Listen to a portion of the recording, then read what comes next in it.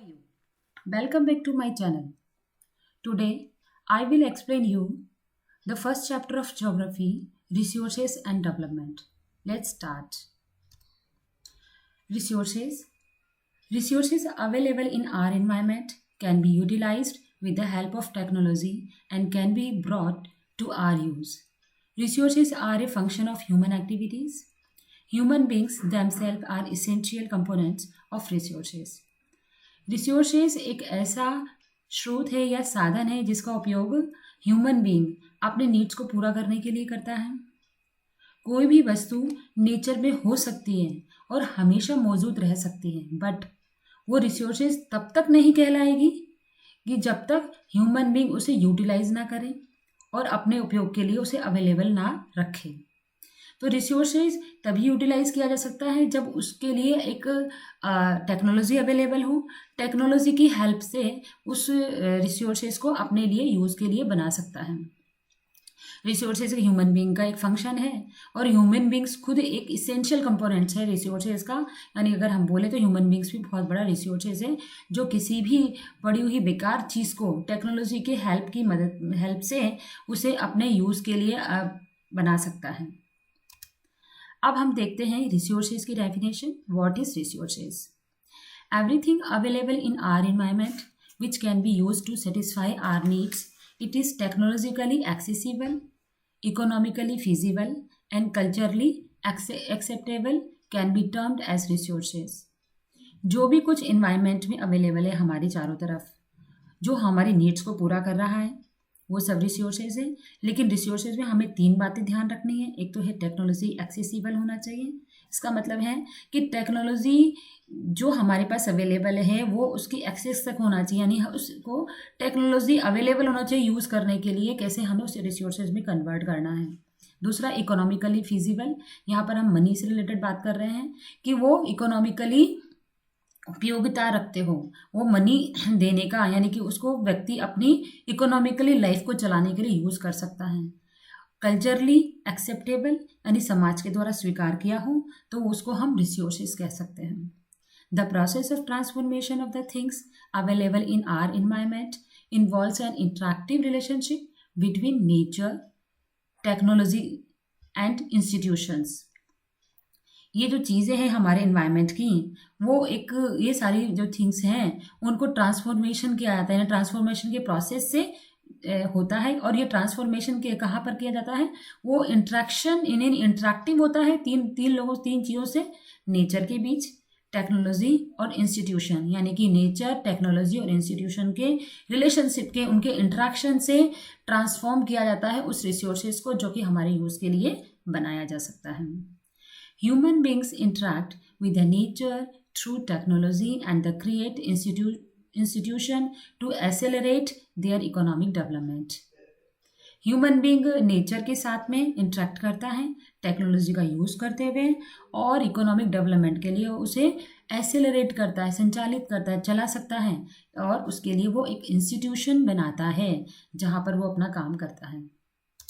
अब इस डायग्राम में हम देख सकते हैं रिसोर्सेज की जो डेफिनेशन हमने जो अभी पढ़ी है कि something which can be use to satisfy our needs is technologically accessible, economically feasible and culturally acceptable is referred as a resources.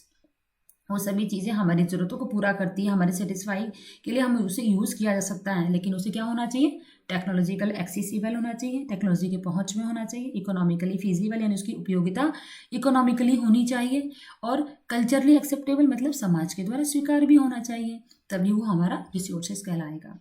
यहाँ पे हम इंट्रैक्शन की बात कर रहे हैं जिसे नेचर और टेक्नोलॉजी और इंस्टीट्यूशन के साथ में इंटरेक्ट करके ह्यूमन बीइंग किसी भी बेकार पड़ी हुई चीज़ को रिसोर्सेज में कन्वर्ट करता है और अपने यूज़ के लिए बनाता है। Now the resources can be classified in the following ways. On the basis of origin, जिसमें बायोटिक और एबायोटिक आते हैं। On the basis of exhaustibility, जिसमें renewable and non renewable resources आते हैं। On the basis of ownership, इसमें individual, community, national and international resources आते हैं। On the basis of status of development, इसमें potential, developed, stocks and reserves आते हैं। इस डायग्राम से हम इसको और अच्छे से समझ सकते हैं। यहाँ पर रिसोर्सेज को 2 पार्ट में डिवाइड किया गया है। एक तो है नेचर यानी कि नेचुरल रिसोर्सेज, दूसरा है ह्यूमन। नेचुरल रिसोर्सेज में रिन्यूएबल और नॉन रिन्यूएबल रिसोर्सेज आते हैं। रिन्यूएबल रिसोर्सेज की बात करें तो कंटिन्यूस और फ्लो, जैसे कि फॉर एग्जांपल विंड और वाटर इसमें एग्जांपल में आते हैं। और बायोलॉजिकली की अगर हम बात करें तो इसमें नेचुरल यानी कि नेचुरल वेजिटेशन, ये फॉरेस्ट आते हैं, और वाइल्ड लाइफ आते हैं। नॉन रिन्यूएबल रिसोर्सेज की बात करें तो रिसाइकलेबल होते हैं कुछ रिसोर्सेज, जैसे कि मेटल्स को हम फिर से पुनः प्राप्त कर सकते हैं। नॉन रिसाइकलेबल की बात करें तो फॉसिल्स फ्यूल आते हैं, इनको हम पुनः प्राप्त नहीं कर सकते हैं। क्यों? क्योंकि इनको बनने में करोड़ों वर्ष लग जाते हैं। और ह्यूमन की बात करें तो ह्यूमन स्ट्रक्चर्स और इंस्टीट्यूशन को सेटअप करता है, इस्टेब्लिश करता है, उनको बनाता है और जगह अपने कामों को करता है, पूरा करता है। क्वांटिटी एंड क्वालिटी, यानी ह्यूमन की क्वांटिटी और क्वालिटी की बात करें तो ह्यूमन बीइंग अपनी स्किल से, अपनी इंटेलिजेंस का यूज़ करके उसी किसी भी रिसोर्सेज को यूजफुल बना सकता है। अब हम इनको डिटेल में पढ़ लेते हैं। फर्स्ट है on the basis of origin. इसमें हम 2 तरह के रिसोर्सेज हमने रखे। पहला है बायोटिक रिसोर्सेज और दूसरा है अबायोटिक रिसोर्सेज। बायोटिक रिसोर्सेज, ये रिसोर्सेज कहाँ से प्राप्त होते हैं? These are obtained from the biosphere and have lives such as human beings, flora and fauna, fisheries, live stock etcetera. यहाँ पर बायोस्फीयर से मतलब है एटमॉस्फेयर यानी एयर, लिथोस्फीयर यानी कि लैंड, और हाइड्रोस्फीयर यानी वाटर। इन तीनों के कॉम्बिनेशन से जो एक बनता है उसको हम बायोस्फीयर कहते हैं, जिसमें से ये सारे एग्जाम्पल्स हमने जिसको अभी देखे हैं। Abiotic resources, all those things which are composed of non-living things are called abiotic resources। कि नॉन लिविंग थिंग, इसमें नॉन लिविंग थिंग्स आते हैं और वो सब abiotic resources कहलाते हैं, जैसे कि हम इसमें रॉक्स एंड मेटल्स को रखते हैं। नेक्स्ट है on the basis of exhaustibility. इसमें रिन्यूएबल रिसोर्सेज और नॉन रिन्यूएबल रिसोर्सेज आते हैं। फर्स्ट है renewable resources, the resources which can be renewed or reproduced by the physical, chemical or mechanical process are the called renewable of replenishable resources। वो resources जिन्हें कि फिर से renew किया जा सकता है, रिप्रोडक्ट किया जा सकता है, और ये काम फिजिकली, केमिकली या मैकेनिकली तरीके से होता है। और उन 3 तरीकों से जो रिसोर्सेज प्राप्त होता है उसे रिन्यूएबल या रिप्लेनिशेबल रिसोर्सेज कहते हैं, यानी कि रिसोर्सेज को पुनः रिन्यू किया जा सकता है, पुनः प्राप्त किया जा सकता है। इसमें एग्जाम्पल में हम रखते हैं solar and wind energy, water, forest and wild life etcetera. Non renewable resources, these occur over a very long geological times. Minerals and fossil fuels are the example of such resources. These resources take millions of years in their formation. Some of the resources like metals are recyclable and some like the fossil fuels cannot be recycled and they get exhausted with their use. तो इसमें हम minerals की बात करें तो minerals होता है recyclable होता है, जिससे कि हम उसे फिर से यूज़ कर सकते हैं, फिर से अपने काम के लिए बना सकते हैं। लेकिन जो फॉसिल फ्यूल है उसको हम दोबारा से काम में नहीं ले सकते हैं, बिकॉज ये इनको बनने में बहुत टाइम लग जाता है, इसलिए हमारे यूज़ के बाद में ये एग्जॉस्टेड हो जाते हैं यानी ख़त्म हो जाते हैं, इनको हम फिर से प्राप्त नहीं कर सकते हैं।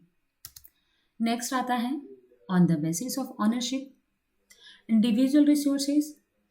Many farmers on land which is allotted to them by the government against the payment of revenue। बहुत सारे फार्मर्स अगर हम बात करें तो गवर्नमेंट के द्वारा उनको कुछ ज़मीनें दे दी जाती हैं, जिसके बदले में वो अपना टैक्स वगैरह देते रहते हैं। अर्बन पीपल की बात करें तो urban people on the plots, houses and other properties, इसमें उनकी खुद की प्रॉपर्टी होती है, उनके खुद के घर होते हैं, प्लॉट्स होते हैं, वो उनकी खुद की प्रॉपर्टी, अपनी रिसोर्सेज है, खुद की अपनी उनकी बनी हुई चीज़ें हैं, जिसके द्वारा वो अपने इंडिविजुअल रिसोर्सेज को बताते हैं। Plantation, pastures lands, pasture lands and wells etcetera are the some example of the resources जिसको कि हम इसमें रख सकते हैं। ऑनरशिप में इंडिविजुअल्स में हम इसको रख सकते हैं। नेक्स्ट हम देखते हैं कम्युनिटी ऑन रिसोर्सेज। कम्युनिटी के द्वारा यूज़ किए जा रहे हैं, यहाँ पर कम्युनिटी के द्वारा बनाए गए हैं। There are the resources which are accessible to all the members of the community, यानी कि अगर कम्युनिटी की बात करें तो सोसाइटी के बहुत सारे मेंबर मिलकर, बहुत सारे कुछ लोग मिल करके इस रिसोर्सेज को बनाते हैं या खुद को उसको ऑन करते हैं, उसके मालिक होते हैं। जैसे कि हम विलेज एरिया में बात करें तो ग्रेजिंग ग्राउंड्स, यानी जहाँ पर सारे जो एनिमल्स हैं जाके चरते हैं, तो वो ग्रेजिंग ग्राउंड्स हैं, वो पूरी गांव के लोगों का उस पर अधिकार होता है। बूरियल ग्राउंड्स, विलेज पॉइंट्स एक्सेट्रा, ये सारे जो हैं ये कम्युनिटी के ऑन रिसोर्सेज होते हैं। अगर अर्बन एरिया की बात करें तो हम public parks, picnic spots, playground in urban areas, ये सारे अर्बन में आते हैं, जो कम्युनिटी के द्वारा अधिकार रखते हैं, वो उनके रिसोर्सेज होते हैं। अब आता है national resources. National resources technically all the resources belong to the nation. The country has the legal powers to acquire even the private property for public goods. Urban Development Authority get empowered by the government to the acquire land. अगर हम देखें तो technically जितने भी resources किसी भी देश के हैं, किसी भी कंट्री के, वो सभी उसके खुद के ही होते हैं, वो नेशन से बिलोंग करते हैं। कंट्री के पास लीगल पावर होती है किसी भी प्राइवेट प्रॉपर्टी को लेने की अपने पब्लिक गुड के लिए। अगर लोगों का उसमें हित है तो वो उससे ले सकती है, अपने पास रख सकती है नेशनल रिसोर्सेज के रूप में। जैसे कि हम देखें कि अर्बन डेवलपमेंट अथॉरिटी के पास इस बात की पावर है कि गवर्नमेंट के द्वारा गवर्नमेंट के द्वारा दी गई पावर है कि किसी भी लैंड को, किसी भी पार्क को, जो भी कम्युनिटी के द्वारा है या इंडिविजुअल हैं, उसको अपने अंडर में ले सकती हैं। All minerals, water resources, forest wild life and with in the political boundaries, मतलब यहाँ पर मिनरल्स की बात कर लेते हैं। मिनरल्स, वाटर रिसोर्सेज और फॉरेस्ट वाइल्ड लाइफ और लैंड, जितनी भी चीज़ें हैं वो सब जितनी भी पॉलिटिकल बाउंड्री के अंदर आ रही हैं वो सभी नेशनल रिसोर्सेज में आता है, यानी किसी कंट्री के बाउंड्री में आने वाली सभी चीज़ें नेशनल रिसोर्सेज में आती हैं।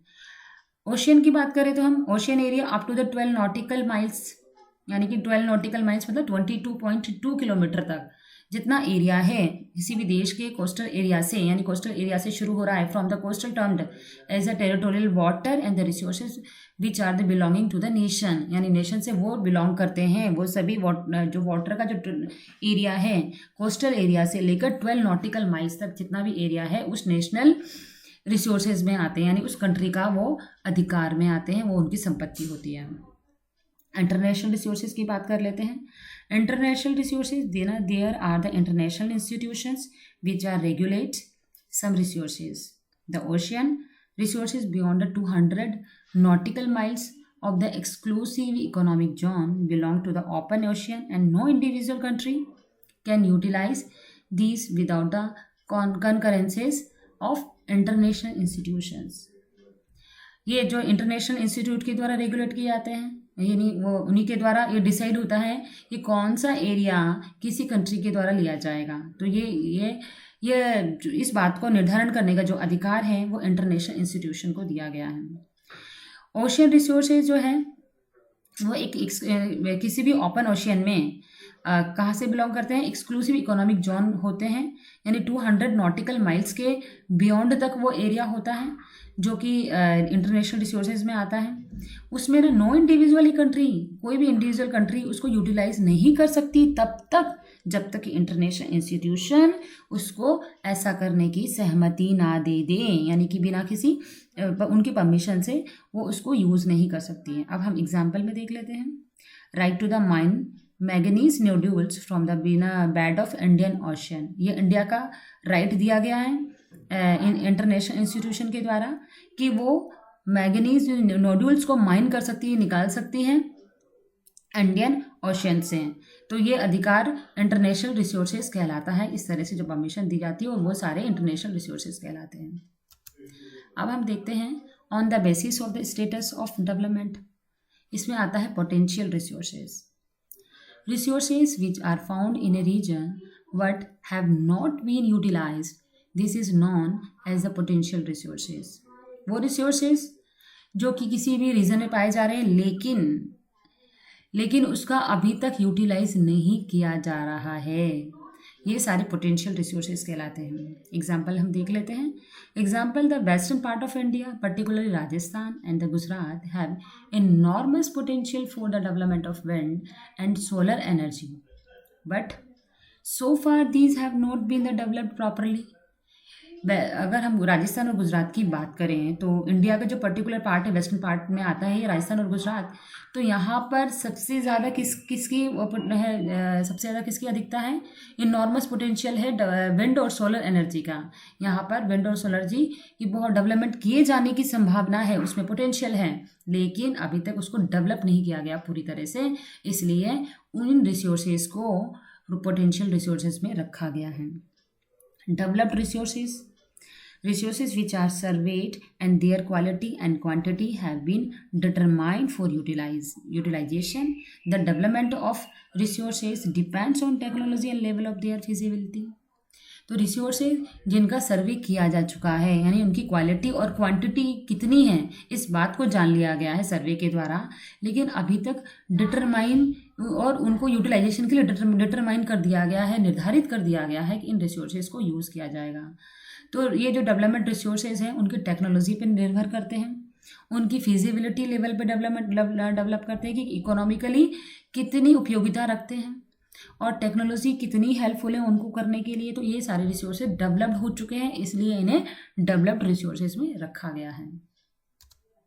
अब हम देखते हैं स्टॉक।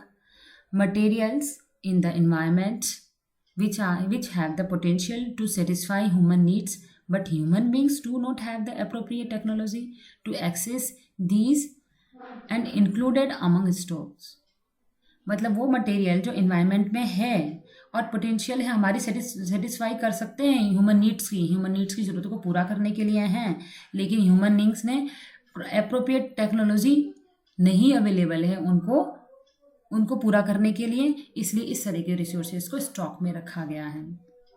फॉर एग्जाम्पल की हम बात करें कि water is a compound of two gases, hydrogen and oxygen. Hydrogen can be used as a rich resource of energy, but we do not had advance technology know how to use it for this purpose, hence it can be considered as stock. कि water जो है हमने देखा कि दो component से बना है, दो गैसेस में हाइड्रोजन और ऑक्सीजन है, तो हाइड्रोजन का यूज़ किसके रूप में किया जा सकता है, एक सोर्स ऑफ एनर्जी के रूप में, लेकिन इसके लिए एडवांस टेक्नोलॉजी अवेलेबल नहीं है कि उसे किस तरह से हम यूज़ कर सकते हैं और इसलिए इसको हम स्टॉक के रूप में कंसीडर कर सकते हैं, ये स्टॉक कहलाता है। Reserves are the subset of the stock which can be put into use with the help of existing technology know-how, but their use has not been started. This can be used for meeting future requirements. Reserve जो है वो stock का ही एक part है और उसके लिए technology available है, उसके लिए टेक्नोलॉजी यूज़ की जा सकती है, लेकिन उसको अभी स्टार्ट नहीं किया गया है, उसे यूज़ करना स्टार्ट नहीं किया गया, उसे रिजर्व रख दिया गया है फ्यूचर रिक्वायरमेंट्स के लिए, तो इसको हम रिजर्व में रखते हैं। आप यहाँ पर एग्जांपल में देख लें, river water can be used for generating hydro electronic power, but presently it is being utilized only to a limited extent. Water in the dams is a reserves which can be used in the future. जो reserves water हैं उसको hydrochloric power को generate करने के लिए किया जा सकता है, लेकिन प्रेजेंट में क्या यूज़ हो रहा है, केवल इसका एक लिमिटेड एरिया ही यूज़ किया जा रहा है, यानी हाइड्रो इलेक्ट्रिकल पावर, यानी इसको बिजली जनरेट करने के लिए यूज़ किया जा रहा है। तो वाटर जो डैम में रिजर्व्स हैं उसको फ्यूचर में यूज़ किया जा सकता है, इसलिए हम उसको इस ऐसे वाटर को या इस तरह के रिसोर्सेज को रिजर्व्स में रखते हैं। Next, human beings used resources indiscriminately and this has a lead to the following major problems. अब जिस रिसोर्सेज की अगर हम बात करें तो ह्यूमन बींग क्या कर रहा है, इन रिसोर्सेज को बहुत अंधाधुंध तरीके से यूज़ कर रहा है और इस कारण से बहुत सारी प्रॉब्लम क्रिएट हो गई है। वो प्रॉब्लम कौन कौन सी, इसको देख लेते हैं। डिप्लेशन ऑफ रिसोर्सेज का डिप्लेशन होने लगा है, उसकी कमी होने लगी है। दूसरा, accumulation of resources in a few hands, और कुछ रिसोर्सेज जो हैं कुछ लोगों के हाथ में ही इकट्ठा होकर रह गए हैं, यानी उनके हाथ में ही है, बाकी और लोगों तक पहुंच तक नहीं है, इसलिए वे उनका फ़ायदा नहीं उठा पाते हैं। इनडिस्क्रिमिनेट एक्सप्लॉयटेशन ऑफ रिसोर्सेज का अंधाधुंध तरीके से प्रयोग किया जाना, ये भी बहुत बड़ी प्रॉब्लम आ रही है। Global economical crisis such as global warming, ozone layer depletion, environmental pollution and the land degradation. तो ग्लोबल इकोनॉमिक क्राइसिस बहुत ज़्यादा पैदा हो गई है, जैसे कि ग्लोबल वार्मिंग होना, ओजोन लेयर का डिप्लेशन होना, एनवायरमेंटल पोल्यूशन का होना और लैंड का डिग्रेडेशन होना, ये सारी प्रॉब्लम भी होना शुरू हो गई है इस कारण से। क्यों? बिकॉज रिसोर्सेज का इनडिस्क्रिमिनेटली यूज़ किया जा रहा है ह्यूमन बींग्स के द्वारा। अब हम देखते हैं सस्टेनेबल डेवलपमेंट। तो ये तो हमने बात की थी इनडिस्क्रिमिनेटली यूज्ड ऑफ रिसोर्सेज, यानी रिसोर्सेज का बहुत ज़्यादा तरीके से, गलत तरीके से यूज़ किया जाना, अंधाधुंध तरीके से यूज़ किया जाना, तो ये बहुत बड़ी प्रॉब्लम हमें क्रिएट कर रहा है। तो अब हम बात करते हैं सस्टेनेबल डेवलपमेंट की, कि आखिर सस्टेनेबल डेवलपमेंट है क्या और कौन से डेवलपमेंट हम चाहते हैं। This resources planning is essential for the sustainable existence of all forms of the life. Sustainable की बात करें तो हम सस्टेनेबल जो है किसके लिए ज़रूरी है? रिसोर्सेज प्लानिंग का बहुत बड़ा हिस्सा है ये, और बहुत इसेंशियल है सभी लोगों की लाइफ को बचाने के लिए। Sustainable existence is a component of sustainable development. Sustainable existence जो है सस्टेनेबल डेवलपमेंट का ही एक हिस्सा है, एक पार्ट है, उसी का एक कंपोनेंट है जिसको हम देखते हैं sustainable economic development means development should take place without damaging the environment, and development in the present should not compromise with the needs of the future generation। यानी कि एक ऐसा डेवलपमेंट की बात करें जो कि इकोनॉमिक डेवलपमेंट है, उसको होना चाहिए लेकिन विदाउट डैमेजिंग इन्वायरमेंट को बिना नुकसान पहुंचाए किया जाना चाहिए। उसको प्रेजेंट में इस तरह से यूज़ किया जाना चाहिए कि आने वाली जनरेशन के लिए हम बचा के रख सकें, आने वाली जनरेशन की नीड्स को भी पूरा कर सकें। इस तरह से जो डेवलपमेंट किया जाएगा वो है सस्टेनेबल डेवलपमेंट। अब हम ये सस्टेनेबल डेवलपमेंट की बात कर लिए, तो अब सस्टेनेबल डेवलपमेंट तभी होगा जब हमने रिसोर्सेज प्लानिंग कर रखी हो। तो अब हम देख लेते हैं कि what is resource planning. Proper and judicious planning of resources is referred to as resources planning। Resources की प्लानिंग क्या है कि प्रॉपर तरीके से और जुडिशियल तरीके से रिसोर्सेज का यूज़ किया जाना ही रिसोर्सेज प्लानिंग है। India is a rich in the certain types of resources but deficient in some others resources. These are, हमारे यहाँ इंडिया में क्या प्रॉब्लम है? कुछ ऐसे एरिया हैं जहाँ पे रिसोर्सेज तो बहुत सारे हैं लेकिन कहीं ना कहीं डेफिशिएंसीज भी हैं। और कौन कौन से एरियाज हैं जहाँ पर रिसोर्सेज है और बहुत सारे डेफिशिएंसीज हैं, उसको देख लेते हैं। Jharkhand and Chhattisgarh and Madhya Pradesh are relatively rich in the minerals and coal deposits. Jharkhand, Chhattisgarh और मध्य प्रदेश वाले जो स्टेट्स हैं वहाँ पर मिनरल्स और कोल डिपॉजिट्स बहुत ज़्यादा पाए जाते हैं। Arunachal Pradesh is rich in water resources but lacks proper infrastructures. Arunachal Pradesh में वाटर तो बहुत ज़्यादा है लेकिन वहाँ पर किस बात की कमी है? प्रॉपर इंफ्रास्ट्रक्चर की, यानी ट्रांसपोर्टेशन नहीं है इतना डेवलपमेंट और कम्युनिकेशन इतना डेवलपमेंट नहीं है जिस कारण से उसका प्रॉपर यूज़ किया जा सके। Rajasthan has a solar and the wind energy in Plantae. On the other hand it lacks proper water resources. Rajasthan में जो सोलर और विंड एनर्जी की संभावनाएं तो बहुत ज़्यादा हैं लेकिन दूसरा प्रॉब्लम कहाँ है? यहाँ पर वाटर रिसोर्सेज की बहुत बड़ी कमी रहती है। दूसरा, cold desert of Ladakh is relatively isolated from the rest of country. जो कोल्ड डेजर्ट की बात करें, जो लद्दाख जो है वो वाला एरिया कोल्ड डेजर्ट में आता है, और लेकिन वो पूरे बाकी जो हमारे कंट्रीज हैं वो आइसोलेटेड है क्योंकि वो बहुत ही ऊंचाई पे बना हुआ है और वहाँ तक ईजिली पहुँचा नहीं जा सकता है। तो ये हमारे प्रॉब्लम है इंडिया में, इसलिए इसका रिसोर्सेज प्लानिंग की जानी चाहिए ताकि इनका प्रॉपर यूज़ किया जा सके। अब हम देखते हैं रिसोर्सेज प्लानिंग हम किस तरह से कर सकते हैं। 3 phase of the resources planning. The process involved in resources planning are: first, identification and inventory of resources across various regions of the country। Country के वेरियस रीजन यानी अलग अलग स्टेट्स में जो जो रिसोर्सेज पाए जा रहे हैं, सबसे पहले हम उसको आइडेंटिफाई करें। उनकी एक इन्वेंट्री करें, उनको एक लिस्ट बनाएं और देखें कौन कौन से रिसोर्सेज कहाँ कहाँ पाए जा रहे हैं। दूसरा, evolving a planning structure and endowed with the appropriate technology skills and institutions set up for the implement। Resources structure के जो रिसोर्सेज हैं हमारे, उनकी प्लानिंग की जानी चाहिए इस तरह से अप्रोप्रिएट टेक्नोलॉजी का यूज़ करके, स्किल्स के द्वारा, और इनके इम्प्लीमेंटेशंस के लिए इंस्टीट्यूशन सेटअप किए जाने चाहिए, यानी कि ऑर्गेनाइजेशंस होने चाहिए जो कि इनके रिसोर्सेज को बता सके कि कौन कौन से रिसोर्सेज हैं और किस तरह से उनको हमने रखा है।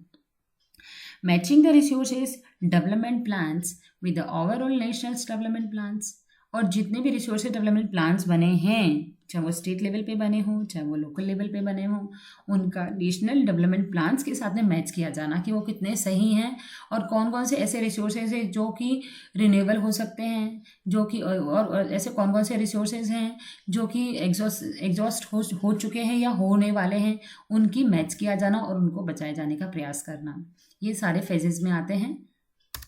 अब हम देखते हैं कंजर्वेशन ऑफ रिसोर्सेज। रिसोर्सेज को हम कैसे कंजर्व कर सकते हैं, कैसे बचाया जा सकता है। The resources are vital for any developmental activities. Irrational consumptions and over utilization of the resources may lead to socio-economic and environmental problems. To overcome these problems, resources considerations at the various level is the important.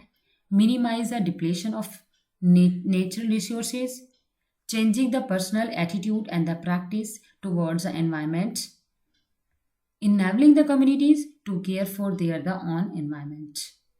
तो सबसे पहले अगर हम देखें तो development activities के लिए एक बहुत बड़ा रोल प्ले करते हैं ये सारे जितने भी हमने रिसोर्सेज की बात की, एक बहुत बड़ा रोल प्ले करते हैं डेवलपमेंट एक्टिविटीज़ के लिए। यानी किसी भी देश का डेवलपमेंट तभी अच्छा माना जाता है जब उसके पास बहुत सारे रिसोर्सेज होते हैं और रिसोर्सेज से ही उसकी प्रॉस्पेरिटी मेज़र की जाती है। इन रिसोर्सेज का जो ओवर यूटिलाइजेशन करना, इरेशनल तरीके से कंजप्शन करना, ये भी सोशल, इकोनॉमिक और एनवायरमेंटल प्रॉब्लम क्रिएट करता है। तो ये नहीं होना चाहिए, इस चीज़ को भी हमें देखना है।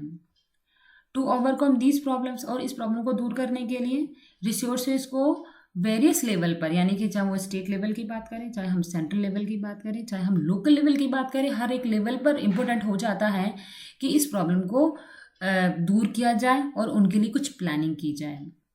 Minimising the depletion of natural resources, यानी नेचुरल रिसोर्सेज का जो डिप्लेशन हो रहा है, यानी उसका जो ह्रास हो रहा है, उसका जो गलत तरीके से यूज़ किया जा रहा है, उसको कम से कम किया जाना। जैसे वाटर का बहुत ज़्यादा यूज़ करते हैं कई लोग, और वाटर इतना बचाया जाना चाहिए फ्यूचर के लिए, तो वो नहीं किया जाए। Changing the personal attitude and the practices towards the environment के प्रति हमें इस बात को देखना है कि पर्सनल एटीट्यूड को चेंज किया जाना चाहिए।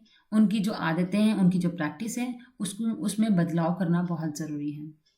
और कम्युनिटीज़ के द्वारा enabling the communities to care for their own environment, यानी हर कम्युनिटी की ये रिस्पॉन्सिबिलिटी है कि वो अपने एनवायरनमेंट को अपने अपने तरीके से उसकी देखभाल करे, उसकी केयर करे।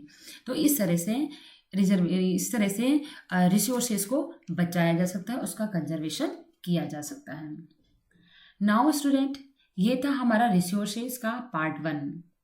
I hope this will be very helpful for board examination. I will explain part 2 in my next video. Don't forget to like, subscribe, comment and share. Thank you.